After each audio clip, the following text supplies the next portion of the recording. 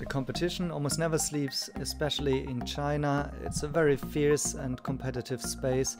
And so we've got big news from Baidu today in regards to what Tesla is doing with full self-driving, but also in comparison to what NIO is doing. And I just tweeted the other day that, just that NIO is not talking too much about their autonomous driving success or research and activities in the background. That doesn't mean that they are not getting lots of stuff done in the background. They certainly have the means here. If you look at this chart, which is who are the top 15 researchers about autonomous driving in the field, and number one is Mr. Rin Shaoxing. So that is the head of autonomous driving for NIO.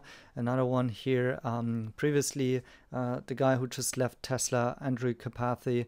But there are also, of course, other companies, and none of them listed here is actually from Baidu. But now back to the news today. And I've posted this in a Patreon community. I haven't taken a very deep look at this company presentation today. It was actually quite a long and big event. But basically what they have announced, among other things, is this new car here, which is supposed to be the robo-taxi, which can actually be bought. It's a very competitive price, actually 250,000 RMB per unit. It's called the Apollo RT6. So Baidu is working together with Geely on a couple of autonomous driving vehicles. And currently in this Apollo program, they have a couple of different kind of modded cars, right, where they have this LiDAR on top and lots of added hardware to it and all of the sensor suites, but none of them are really made on behalf of Baidu and with the specific use case of become a car in a ride-hailing fleet. And now they are launching their own cars basically, and this one should have L4 autonomous capabilities. So this is almost fully autonomous. You don't need a driver in there to have a look at the car anymore. So you can also see that this has basically a detachable steering wheel already in order to make better space of the car, because you basically don't need to drive it from yourself by yourself. And it's having a lot of compute power here, 1,200 tops. So it's supposed to be quite robust and a very, very big deal for this kind of price here, for this price tag, which is around $37,000 US. And so it's expected to be launched next year, 2023. And I do think that this might be a pretty compelling offering, as Baidu is already today running their own ride-hailing services all over China. And now with these efforts, you can see that they're taking it more and more seriously, customizing and making their own hardware here. And it looks a little bit like the Xpeng G9, which might be coming out soon as well.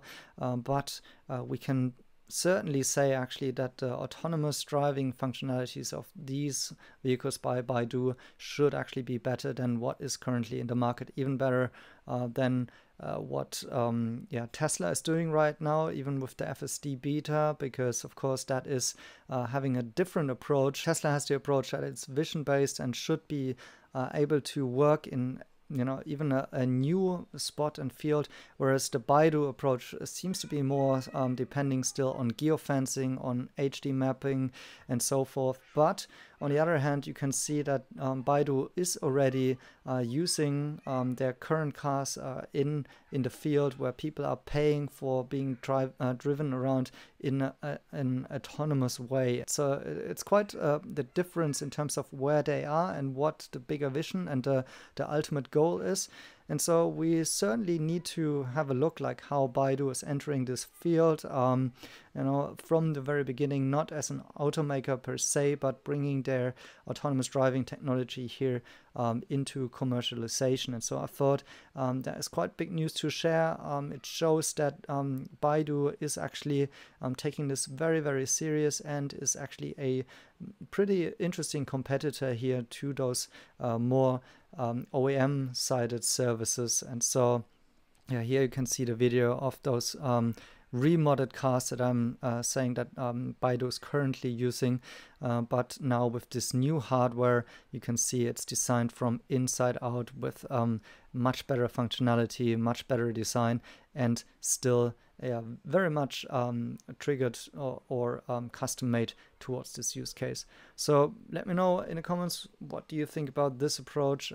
Did you know about Baidu before? Are you invested in Baidu? Do you think they have a chance against Tesla and NIO and the likes? I would be curious to hear your thoughts about this.